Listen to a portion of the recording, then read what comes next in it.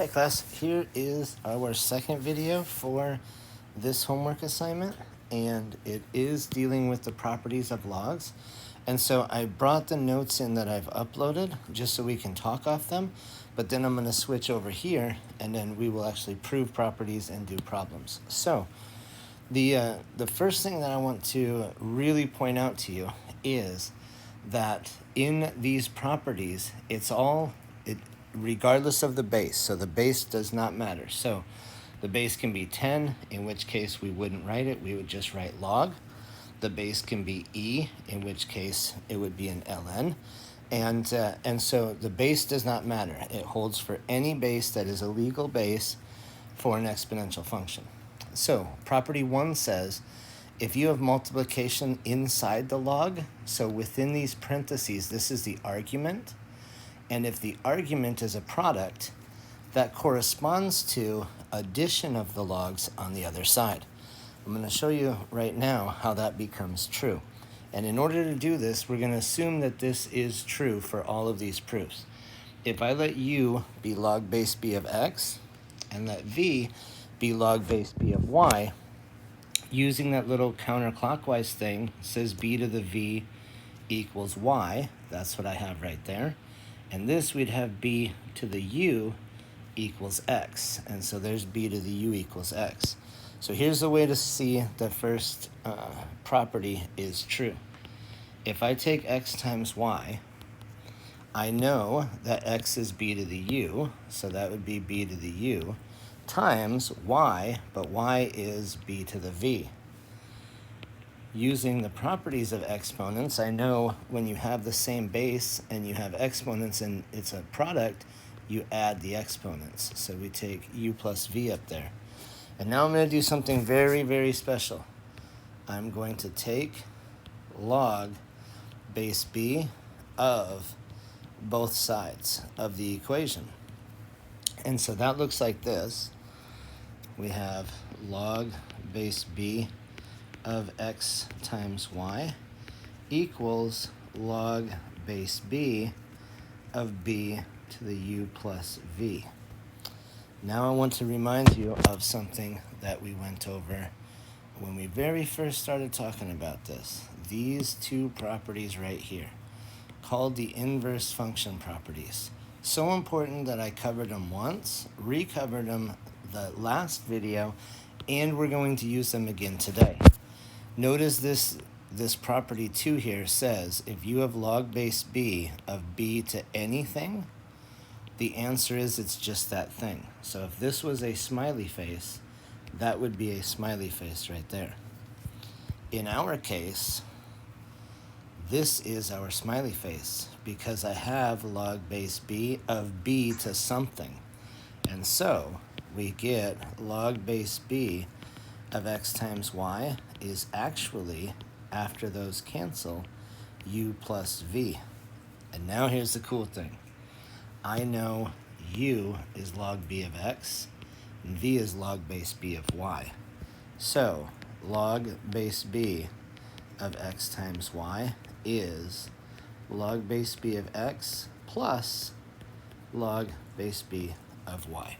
That is the proof of this first property right here for any base.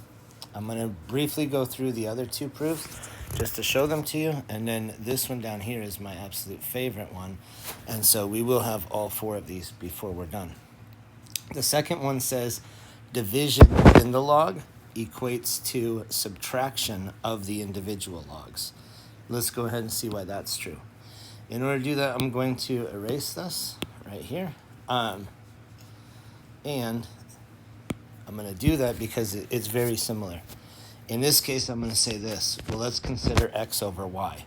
The reason I'm doing that is because I'm trying to get m over n, and I'm going to wind up logging it in the end. So x over y is b to the u over b to the v.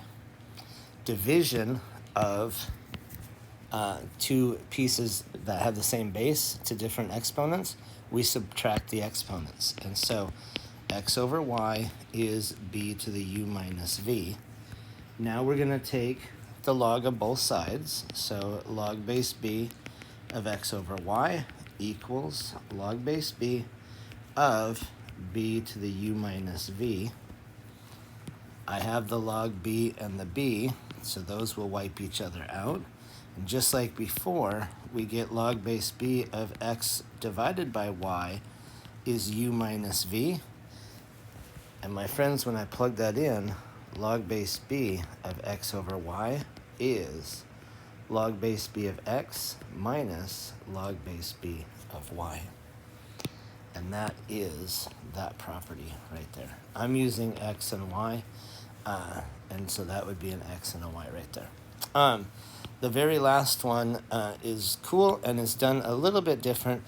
And this one is very neat in that it says if you take log of anything, that doesn't even have to match the b.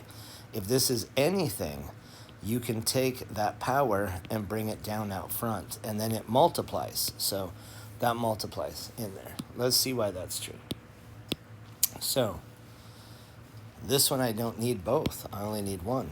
And so I know that x is b to the u. That means x to the k is bu, b to the u to the k. How do we do a power to a power? We multiply those exponents. So we get x to the k equals b to the k times u. Now we're going to take log base b of both sides. So log base b of x to the k is log base b of b to the k times u. Once again, we have the log b and the b. Those will cancel, and we'll just get k times u. So we have log base b of x to the k is k times u. And what was u? U was log base b of x. So log base b of x to the k equals k times log base b of x. And there you can see that the k is an exponent originally. And if all you did was took that k down there and put it out front, you would wind up on this side of the equation. So that's the proof to all three of those. There is one last one, and I'm going to talk just a little bit about why this is probably one of the most important ones, unless you have that very specific calculator right there. And I'll show you in a future video why that's true. So I said this formula is absolute gold if you don't have a TI-36X Pro. So let me show you that over here. The change of base formula goes like this. Log base b of a is equal to log base c of a over log base c of b. Now that, as it stands, may not seem that interesting, but here's the thing to note.